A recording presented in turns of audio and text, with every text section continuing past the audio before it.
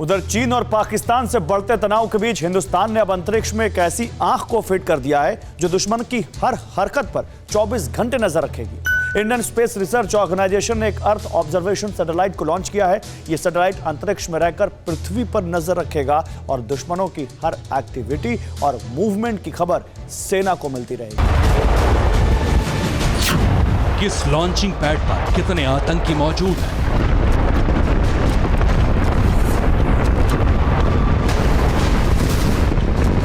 LOC पर पाकिस्तानी सेना की मूवमेंट कब हो रही? चीन कहां मिसाइल लगा रहा है? कहां कितनी फौज मौजूद है? ऐसी तमाम सीक्रेट जानकारी अब हर पल हिंदुस्तान को मिलती रहेगी। दुश्मन की हर साजिश का पता अब फौरन चलेगा, क्योंकि हिंदुस्तान ने अब अंतरिक्ष में अपना नया IR तैनात कर दिया है। हिंदुस्तान का यह IR अब 24 घंटे चीन और पाकिस्तान पर नजर रखेगा। सिर्फ LOC और LAC ही नहीं, पाकिस्तान और चीन के तमाम परमाणु ठिकाने, तमाम एयरबेस पर होने वाली हर हलचल पर हिंदुस्तान की वो आंखें नजर रखेंगी जो अंतरिक्ष में घूम रही हैं। अगर चीन या पाकिस्तान ने किसी तरह की गुस्ताखी की तो हिंदुस्तान उसका जवाब देने के लिए पहले से तैयार रहेगा।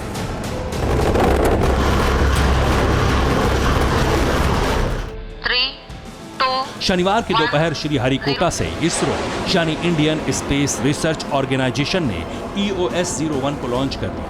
ये एक अर्थ ऑब्जर्वेशन सैटेलाइट है।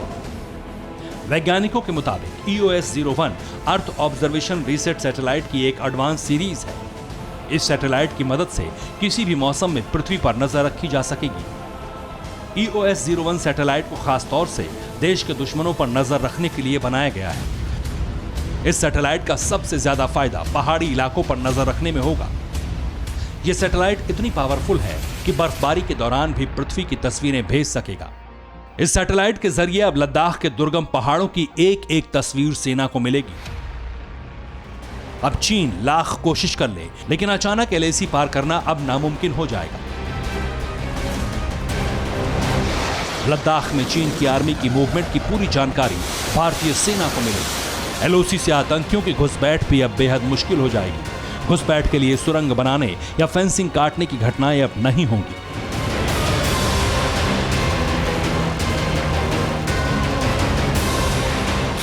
सैटेलाइट के जरिए भारतीय फौज को यह पता चलता रहेगा कि पाकिस्तान ने LOC पर कहां टैंक और तोप की तैनाती की है। सीज फायर उल्लंघन के दौरान भारतीय सेना पाकिस्तान को बहुत बड़ा नुकसान पहुंचा सकती है।